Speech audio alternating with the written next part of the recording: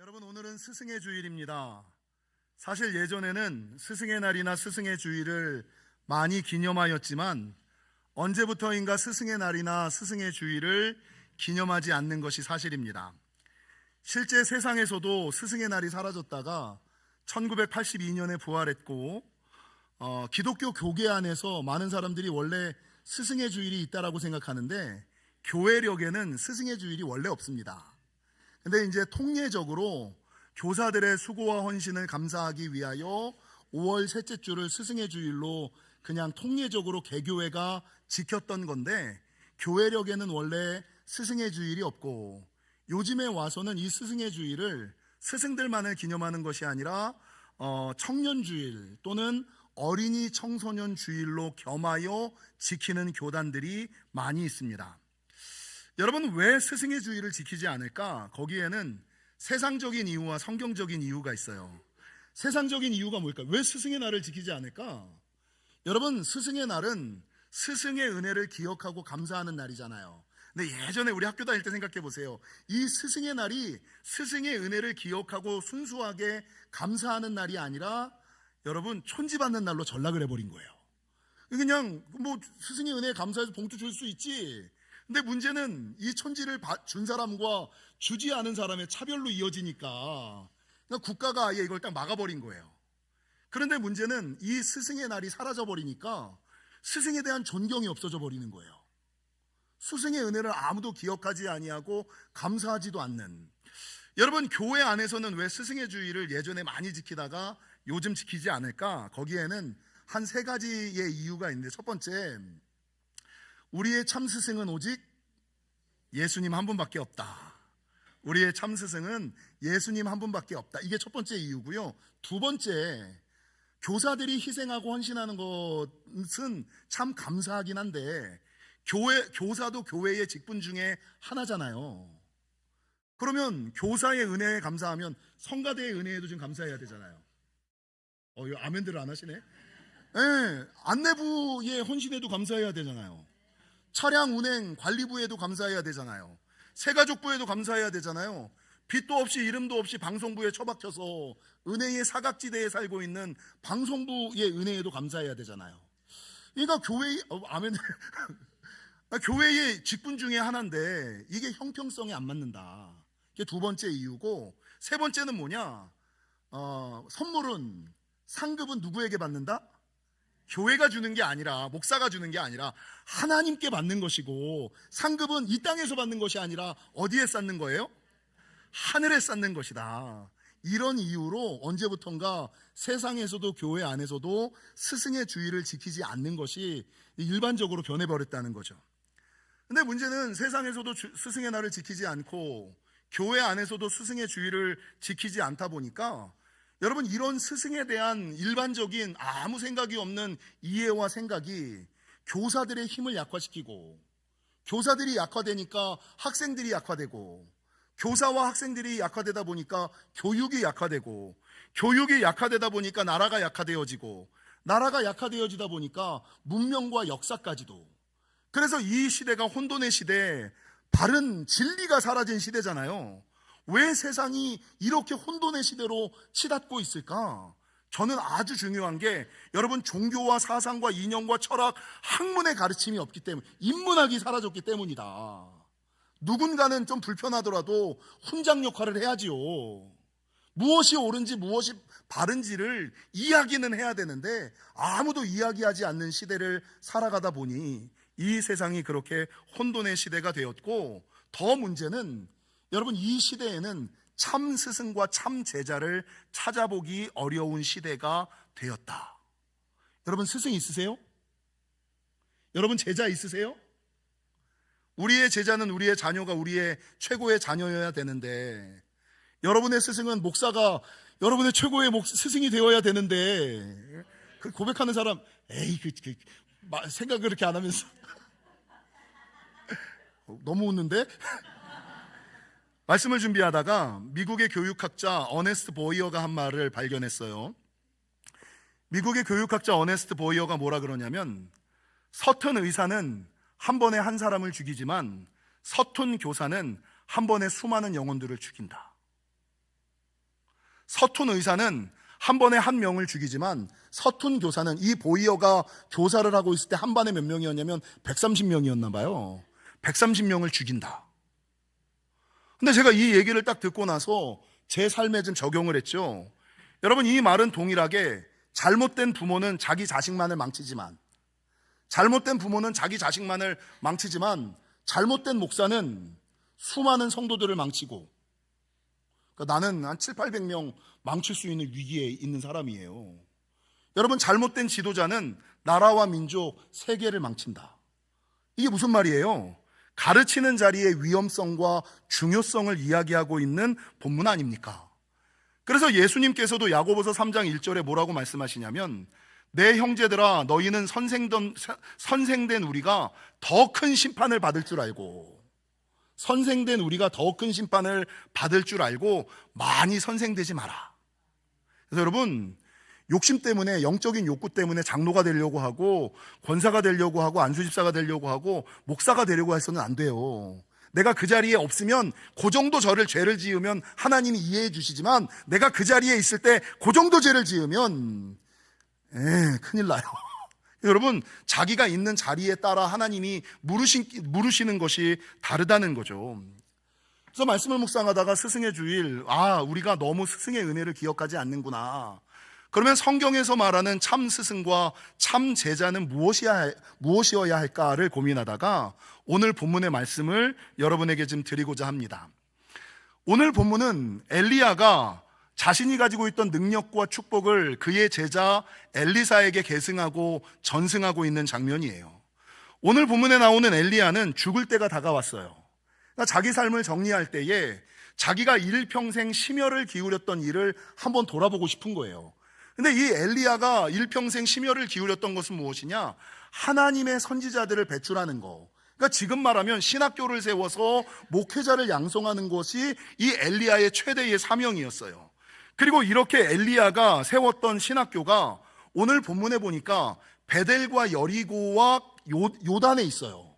그러니까 이 엘리야가 죽기 직전에 자기가 심혈을 기울였던 베델에 있는 신학교가 어떻게 잘 굴러가고 있는지, 여리고에 세웠던 신학교가 잘 유지되고 있는지, 요단에 세웠던 신학교에서 정말 하나님의 사람이 배출되는지를 알고 싶어서 일생의 마지막 삶을, 시간을 쏟아서 그 신학교를 둘러보려고 하고 있는 거죠. 근데 이 엘리야가 그곳을 둘러볼 때에 자기의 제자였던 엘리사가 함께 가겠다는 거예요. 근데 그럴 때에 이 엘리야가 자기 제자 엘리사에게 뭐라고 얘기하냐면 2절과 4절과 6절에 보면 참 재밌는 표현이 한 가지가 나와요. 여러분, 엘리야는 스승이고 엘리사는 제자잖아요. 근데 스승이 제자에게 말할 때 뭐라 그러냐면 2절과 4절과 6절 동일하게 청하건대 너는 여기 머물라, 명하건대 너는 여기 머물라라고 얘기하지 아니하고 청하건대 너는 여기 머물라 이렇게 얘기를 해요. 여러분, 이게 무슨 말일까요? 왜 스승이 제자에게 청하건대 너는 여기 머물라라고 얘기할까? 여기에는 한 3가지 정도의 의미가 있는데, 첫 번째, 스승이라고 제자를 무시하지 않았다는 거예요. 막대하지 않았다는 거예요. 무례하지 않았다는 거예요. 거기다 더 나아가서 여기 머물라고 했던 이유는 뭐예요? 여러분, 이게 두 가지. 첫 번째는 시험의 의미예요. 네가 이 마지막 순간에 그 힘들고 어려운 데까지 나를 따라올까? 내가 오지 말라 그러면 네가 나를 따라올까? 이 사람이 나를 얼마나 존중하는지 신뢰하는지 따라올지를 알아보기 위하여 너는 여기 머물라, 시험하기 위하여 얘기한 거고요. 여러분, 3번째는 배려하기 위함이에요. 이 베델과 요단, 여리고와 요단은 산속에 있고 광야를 지나서 강가에 있는 곳이에요. 그러니까 나이 많은 사람이 숲길을 지나 광야를 건너 이 3곳을 다니기가 어렵다고요. 그러니까 힘들고 어려운 일은 내가 할 테니 너는 그렇게 굳이 힘든 일, 거친 일 할 필요가 없어 라고 말하면서 너는 굳이 따라올 필요 없어 라고 얘기하는 부모의 심정처럼 자기의 제자 엘리사에게 야, 굳이 나 따라올 필요 없어, 너는 고생할 필요 없어, 너는 애쓸 필요 없어, 너는 힘들 필요 없어, 나 혼자 다녀오면 돼 라는 생각에 시험하고 배려하기 위하여 청하건대 너는 여기 머물라 라고 얘기를 했다는 거예요. 근데 이렇게 머물라고 했던 이 엘리야의 말이 있었음에도 불구하고 엘리사가 그러든가요? 2절과 4절 6절은 뭐라고 증거해요? 동일하게 뭐라고 증거하냐? 2절 중반절 엘리사가 이르되 여호와께서 살아계심과 당신의 영혼이 살아있음을 두고 맹세하노니 내가 당신을 떠나지 아니하겠나이다. 그 옛날 룻이 자기를 떠나라고 얘기했던 어머니 나오미, 나 이제 별 볼 일 없으니 나를 떠나라, 니네 살 길 찾아가라 라고 얘기했을 때 오르반은 예 하고 떠나갔잖아요. 성경에서 사라진 영혼이 되었어요. 그러나 네 살 길 찾아가라 라고 얘기할 때 나의 어머니가 나의 어머니가 되고 어머니가 어느 곳에 갔든지 살든지 죽든지 쫓아가겠나이다 따라왔던 룻은 성경에 기록된 하나님의 역사를 이루는 위대한 사람으로 바뀌잖아요. 오늘 본문의 엘리사도 마찬가지로 따라올 필요 없어, 고생할 필요 없어, 수고할 필요 없어, 힘쓸 필요 없어, 애쓸 필요 없어. 엘리야가 몇 번을 얘기했냐면 3번이나 얘기했음에도 불구하고 여러분 제자였던 엘리사는 아유 늙은 스승을 어떻게 보내요, 내가 쫓아다니면서 수종이라도 들어야지요, 밥이라도 챙겨 드려야지요, 아니 내가 그런 거를 못하더라도 곁에는 있어 드려야지요 라는 마음으로 이 3번의 엘리야의 말에도 그 엘리야를 따라오는 모습. 근데 재밌는 것은 3절과 5절에 어떤 사람들이 나오냐면 엘리야와 엘리사 말고 또 다른 엘리야의 제자들이 나와요. 여러분 3절을 보면 베델에 있는 선지자의 제자들, 그러니까 베델에 있는 신학교 다니던 제자들, 여리고에 있던 엘리야의 제자들, 요단에 있었던 엘리야의 제자들이 엘리야를 따라다니는 엘리사를 보면서 뭐라 그러느냐면, 이 본문 보세요. 3절 중반절, 여호와께서 오늘 당신의 선생을 당신의 머리 위로 데려가실 줄을 아시나이까? 이 말이 뭔 말이에요? 엘리사 엘리야 이제 곧 갈 사람이야. 끝났어. 더 이상 얻어먹을 게 없어, 빼먹을 게 없어, 끈 떨어진 줄이야. 아니 뭐가 좋다고 끝까지 엘리야 뒤를 따라다녀. 이게 지금 엘리야의 또 다른 제자들의 반응이에요. 아니 엘리야 나이 많아서 이제 죽기 바로 직전인데 아니 뭐 얻어먹을 게 있다고, 뭐 뺏어먹을 게 있다고 그거 못하러 따라다니. 좀 똑똑하라고. 힘 있는 사람 따라다니고 네 자신을 좀 생각해야지. 그 늙으수리한 그것들 따라가봤자 뭐 얻을 게 있어, 끈 떨어진 줄인데 왜 따라다녀. 이것들을 베델에 있는 엘리야의 또 다른 제자들과 여리고에 있었던 엘리야의 또 다른 제자들과 요단에 있었던 엘리야의 또 다른 제자들이 얘기하는 거예요. 그러면 여러분 엘리사가 흔들려요, 안 흔들려요? 아, 내가 지금까지 엘리야 섬겼으면 됐지, 내가 이 나이에 마지막까지 엘리야 섬길 필요가 있어? 이게 세상 사람들의 생각인데 엘리사는 뭐라 그래요? 여러분 3절과 5절에 뭐냐? 나도 또한 아노니 너희는, 나도 알아, 나도 안다고, 빼먹을 거 없다는 거 안다고, 그 사람이 나에게 이제 더 이상 도움되지 않는다는 거 안다고. 그런데 받은 은혜가 있잖아. 받은 은혜가 있잖아. 그가 내 스승이었잖아. 그가 지금 아무리 볼품없고 형편없고 쓸모없다 하더라도 내 스승이었잖아. 우리 스승이었잖아. 우리가 그에게서 배웠잖아. 우리가 그에게 얻은 것이 있잖아. 누린 것이 있잖아. 그러면 나도 알지만 그렇다고 해서 내가 지금 버려? 끝까지 따라야지, 끝까지 쫓아야지. 이게 엘리사. 여러분 엘리사와 엘리야의 또 다른 제자들의 엘리사를 대하는 모습이 너무나 달라요. 오늘 본문의 말씀을 묵상하면서 제가 참 눈에 들어오는, 이 본문 말씀은 누구나 다 알잖아요. 제 눈에 들어온 표현이 2가지예요. 첫 번째는 아까 말씀드렸던 2절과 4절과 6절의 청하건대. 스승이 제자에게 명하지 않고 뭐해요? 청하죠. 되게 예의 바르게 해요. 왜 여기 머물러라고 얘기했을까? 아, 이 스승이 아버지의 심정을 가지고 엘리사를 대하고 있구나. 그냥 내 제자라고, 여러분 아랫사람을 부하로 대하는 것이 아니라, 아랫사람을 제자로 대하는 것이 아니라 엘리야는 아랫사람을 뭘로 대해요? 내 자식으로 대하는 거예요. 아들에게 얘기하듯이 굳이 고생할 필요 있어? 굳이 힘든 일은 내가 할게. 너는 여기 머물라고.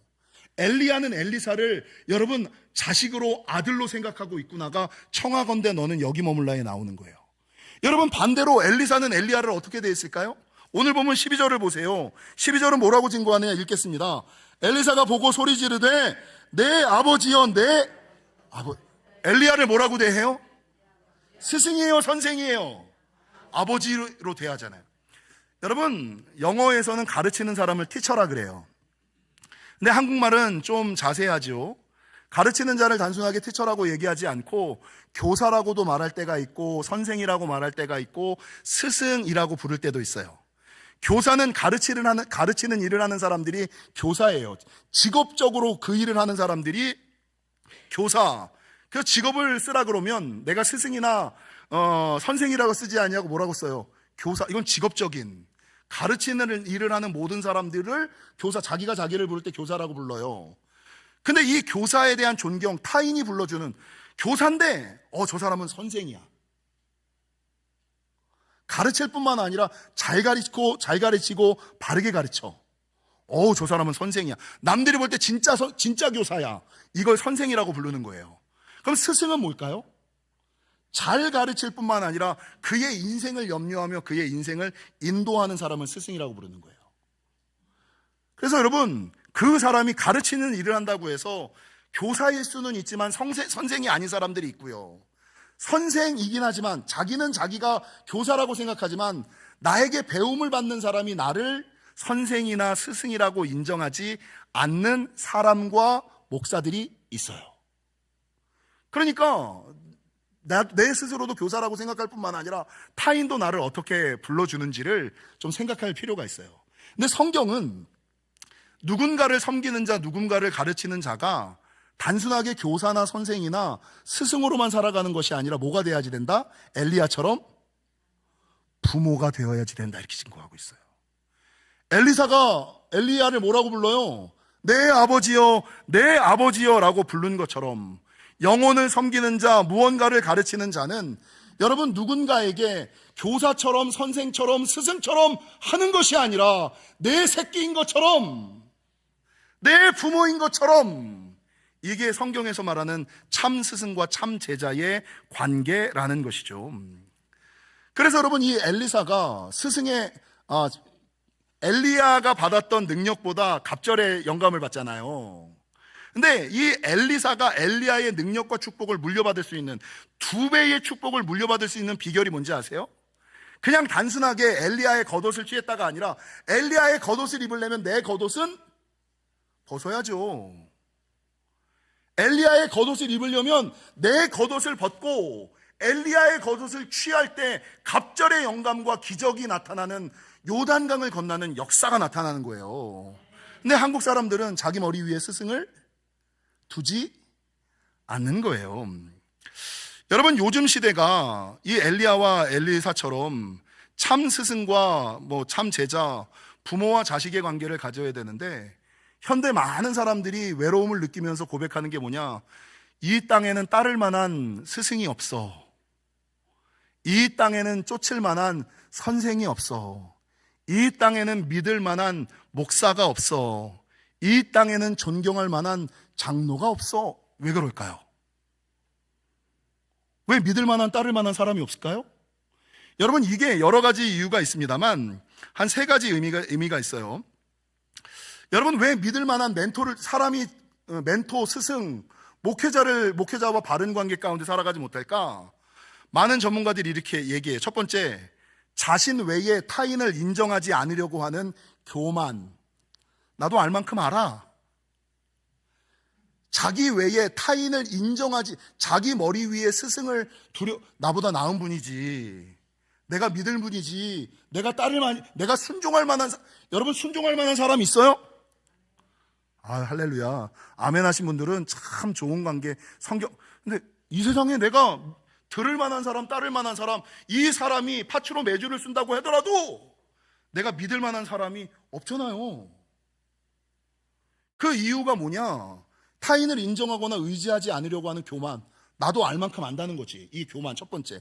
2번째, 남의 얘기를 따라, 남의 생각을 따라 사는 것이 아니라 자기 생각과 맘대로 살고 싶어 하는 이기주의.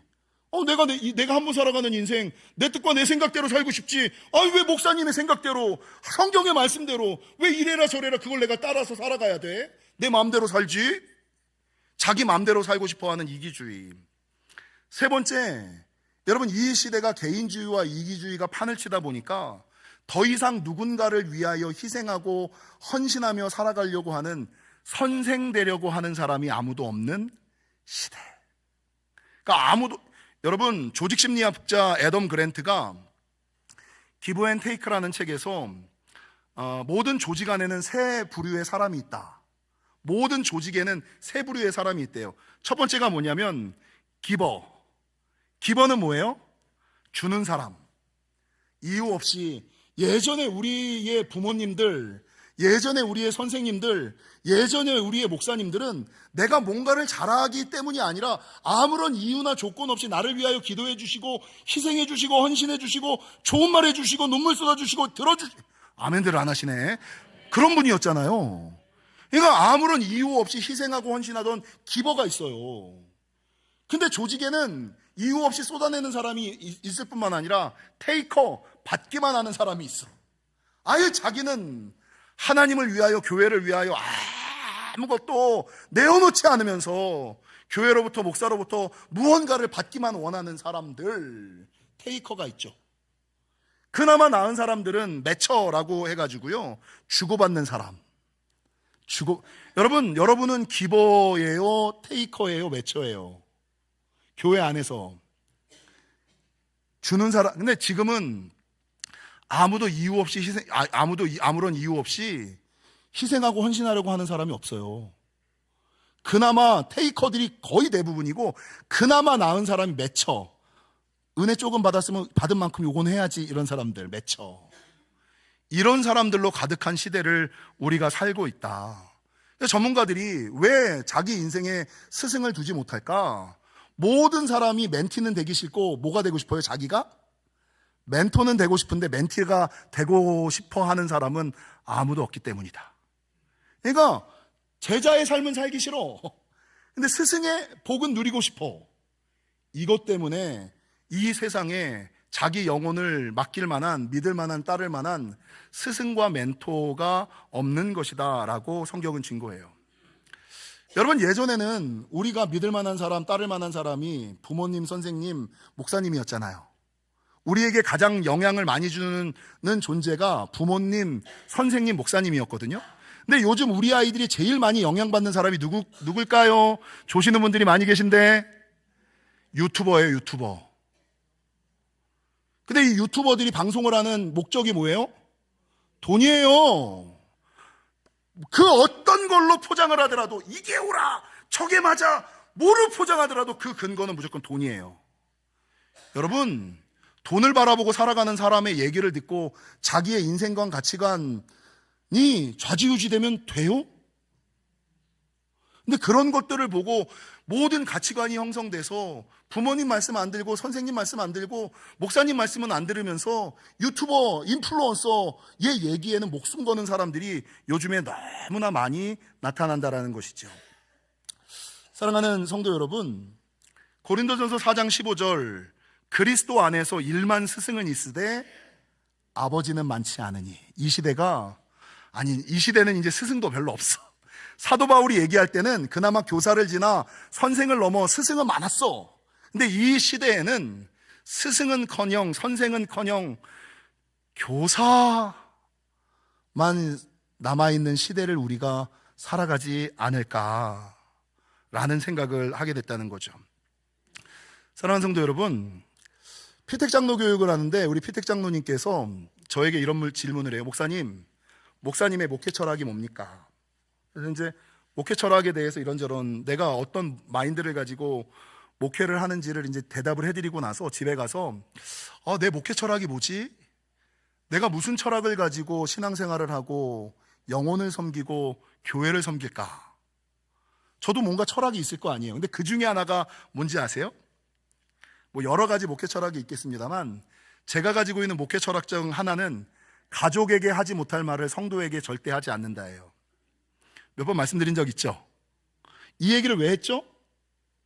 여러분, 제가 첫째를 아들을 낳고 둘째가 뱃속에 3개월이 됐을 때 하나님께 어디를 갔다 오다가 미도 그 밑에를 지나오다가 문득 이런 생각이 들었어요. 여러분 아시는 것처럼 저는 내성적이고 소심한 성격이고 부모로부터 사랑한다는 소리를 들어본 적이 없는 애정결핍의 사람이었다고요? 그러니까 안사람이랑 결혼을 했는데도 불구하고 사랑한단 말을 못해요. 성도들을 만났는데도 격려를 못해요. 위로를 못해요. 스킨십을 못해요. 그때까지는 제가 권사님들 손도 못 잡았어요. 그게 떨려가지고. 근데 생각을 해보니까 내가 평생 담임을 하는, 하나님께서 영지교회 담임으로 보내주셨는데 교회의 성도들의 70%는 여성이거든. 근데 이 여성들을 내가 지금 가지고 있는 이 모습으로 섬기는 것은 아무래도 안 될 것 같다. 뭐 집사님 아시죠? 이러면 다 안다 그러지만 아무도 몰라. 진짜. 여러분, 저는 남자거든요. 제가 남성적인 게 있어요. 저는 표현하지 않아요. 뒤에서 묵묵하게 믿어주고 신뢰하고, 난 한 번 믿으면 죽을 때까지 가. 그러니까 집사님 아시죠? 이러면 난 진짜 아는 거예요. 근데 이거를 아는 사람이 열에 한 명도 안 돼. 꼭 표현해주고 말해줘야지 돼. 이거를 성도들이 모르는구나. 목회자의 진심을 몰라주는구나. 이거 표현해야지 아는구나. 말해줘야 아는구나. 라는 생각에, 하나님, 우리 안사람의 뱃속에 있는 아이를 딸로 바꿔주시고, 딸로 바꿔 주시옵소서. 근데 기도에는 명분이 있어야 되잖아요. 하나님, 딸을 주시면 내가 일평생 이 딸을 키우면서 딸에게 하듯이 배워서 그대로 성도들에게 하겠습니다. 아들 키우는 거랑 딸 키우는 거랑 다르잖아요. 아들에게 하듯 성도에게 하겠습니다라는 것이 아니라 딸에게 하듯이 일평생 우리 교회 성도들에게 딸 대하듯이 하겠습니다. 그랬더니 실제로 딸을 주셨잖아요. 그리고 그 17년 전에 했던 하나님 앞에서의 서원이 지금까지 한 번도 어겨본 적이 없어요. 여러분이 믿을지 안 믿을지 모르겠습니다만, 여러분, 저는 제 부인에게 말하지 못하는 말, 내 자녀에게 말하지 못하는 말, 여러분 성도들한테 하지 않아요. 안 믿을 거야. 아무도 안 믿더라고. 그게 이제. 근데 그 얘기를 들었던 우리 아들, 여러분, 제가 만나는 사람들한테 용돈을 잘 줘요. 우리 청년들한테 용돈을 많이 주고, 휴가 나온 애들, 그리고 특별히 우리 교회에 온 목사님 자녀들, 선교사님 자녀들은 제가 원칙 중에 하나가 빈손으로 안 돌려 보낸다는 거예요. 빈손으로 절대 안. 그래서 제 지갑에는 항상 5만 원짜리가 6장 이상 들어있어요. 누구를 만날지 모르니까. 그래서 여러분, 제가 만나는 청년들마다, 만나는 목사님 아들마다, 선교사님 자녀들마다 이렇게 있는 걸로 뽑아갖고 주거든요. 근데 우리 한 사람이 맨날 그걸로 봐요. 그러면서 집에 가서 니네 아빠 오늘 또 오지랖 뿌렸다. 5만 원만 주지 사람당 10만 원씩 주더라. 이 얘기를 이제 맨날 하는 거예요. 근데 얼마 전에 이마트를 갔다가 우리 나은식 전도사님의 딸 상미 사모님을 만난 거예요. 근데 그 옆에 그 상미 사모님의 딸이 있는 거예요. 그래서 지갑에 보니까 15만 원밖에 없어. 그래서 5만 원짜리를 하나를 빼갖고 이렇게 줬는데 걔한테 둘째와 셋째가 있어. 그래서 야, 이거 좀 그런데 15만 원밖에 없는데, 그래서 3장을 뽑아갖고 야, 너 한 장 갖고 둘째 셋째 가져. 그래서 제가 빈털터리가 됐어요. 그리고 왔더니 우리 안사람이 보고 있다가 아이고 또 오지랖 부린다. 자기 지갑을 생각해야지. 그러면서 집에 와서 우리 딸내미한테 이걸 읽는 거예요. 니네 아빠는 맨날 청년들만 보면, 맨날 목사님 애들만 보면, 선교사님 자녀들만 보면 지주머니에 돈도 별로 있지도 않으면서 그 있는 거 다 준다. 그랬더니 우리 딸이 뭐라 그러는지 알아요? 아빠, 나한테도 좀 그래봐. 여러분, 제 원칙이 뭐였냐면 딸에게 하듯이 성도들에게 한다예요. 근데 우리 딸이 생각하기에 뭐냐? 성도들한테 하듯이 나에게도 좀 해봐. 아니, 선교사님 애들 10만 원씩 줄 때 나 2만 원만 주면 안 되나? 목사님들 자녀 5만 원씩 줄 때 나 1만 원씩만 좀 주지. 왜? 나도 목사 딸인데. 그렇게 웃으면서 지나갔던 적이 있어요. 사랑하는 성도 여러분, 살아가다 보면 신앙은 그런 것 같아. 내가 아는 만큼, 내가 산 만큼 보이고 믿는 것 같아요. 이 땅에서 내가 참 스승의 삶을 안 살아가면 참 스승이 없다라고 생각해요. 내가 참 제자가 한 번도 돼본 적이 없으니까 참 제자가 뭔지를 몰라. 그래서 오늘 본문에 나오는, 여러분, 엘리야는 부모의 심령으로 영혼을 다루고, 엘리사는 여러분 제자가 아니라, 부하가 아니라 자녀의 심령으로 그 스승을 따르고, 근데 엘리야의 또 다른 제자들은 이해관계로, 스승과 제자의 관계도, 부모와 자녀의 관계도 이해관계로 다 추구하고 살아가는데, 성경이 말하는 건 뭐예요? 사람의 관계, 특별히 부모 자녀의 관계, 목사와 성도의 관계, 교사와 학생의 관계는 이해관계가 아니라 존재의 관계다. 존재, 나는 내 자리에서 하나님의 명령 따라 살아가는 거고요, 그 사람 보는 것이 아니라 나는 그 자리에서 하나님의 명령 따라 존중하고 사랑하면서 살아가는 거예요. 사랑하는 성도 여러분, 이 땅에서 모든 관계를 이해관계, 이익관계, 자기가 참 제자가 아니고 참 스승이 아니라고, 다른 사람도 참 스승과 참 제자가 없다라고 결론 내리지 마시고, 이 땅에는 조금 부족하고 모자라도 여전히 참 제자로 참 스승으로 살아가는 사람들이 있음을 기억하시고, 그 대열에 지금 여러분들도 합류하시기를. 제일 중요한 말을 안 했네. 부모 설교를 제가 원고를 안 보고 하다 보니까 요 얘기만 하고 끝낼게요. 여러분, 유태인의 탈무드에 이런 얘기가 있어요. 만약에 아버지와 교사가, 아버지와 선생님이 위험에 빠졌어, 감옥에 갔거나 큰 위험에 빠졌을 때 너는 누구를 구할 것인가? 아버지와 선생님이 동일하게 감옥에 갇혔거나 위험을 청했을 때 한 사람만 구할 수 있다면 너는 누구를 구할 것인가? 답이 뭘까요? 유대인 탈무드의 답은 선생님을 먼저 구하라예요. 이해가 안 가시죠? 여러분, 카톨릭에서는 영적인 부모, 그러니까 목회자나 여러분의 영혼을 섬기는 자를 교사, 선생, 스승을 넘어 부모로 대하라, 이런 얘기를 하잖아요. 카톨릭에서는 목회자를 뭐라고 불러요? 신부, 이렇게 부르잖아요. 신부가 뭐예요? 신자에다 아비 붙자잖아요. 영의 부모. 그래서 뭐라 그래요? 파더라고 부르잖아요. 많은 사람들이 참 스승을 두지 않는 이유 중에 하나가 그거예요. 내가 제자로서의 스탠스에 쓰지 않는다. 지난주 이번 주 어버이 주일이고 스승의 주일이었어요. 근데 17년째, 제가 영지교회 담임하고 나서 17년째 어버이 주일과 스승의 주일만 되면 꼭 저를 찾아오시는, 집까지 쫓아오시는 분들이 몇 분 계세요. 많이 있지만 다 말씀드리기는 뭐하지만, 그 중에 대표가 우리 유승재 안수 집사님.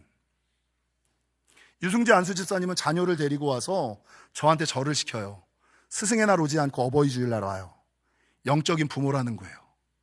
우리 유치부를 담당하시는 홍수견 집사님, 어버이날만 되면 꼭 카드를 써서 주세요. 그 카드의 첫면이 뭐라고 있냐면 내 영혼의 부모 되시는 담임 목사님, 이렇게 써 있어요. 우리 남정주 권사님께서 가끔 하품이 끝나고 저를 이제 식사 다 됐다고 이제 부를 때가 있어요. 보통의 성도들은 목사가 먹든지 말든지 신경도 안 쓰는데, 이 남정주 권사님 밥때가 되면 꼭 목양실 문을 두드려요. 근데 문을 두드리는 것까지는 좋아. 목사님 식사하세요, 이러면 되는데, 남정주 권사님은 단어가 하나 들려요. 목사님 진지 드세요. 무슨 차이일까요? 별 차이 없죠? 카드 하나 쓰고 그냥 선물 하나 하는 건데, 근데 그분들의 단어와 그분들의 행동을 보면 제가 그분들의 부모처럼 행동할 수밖에 없어요. 아니, 그분들을 위해 기도하지 않을래야 않을 수가 없어요. 희생하지 않을래야 않을 수가 없어요.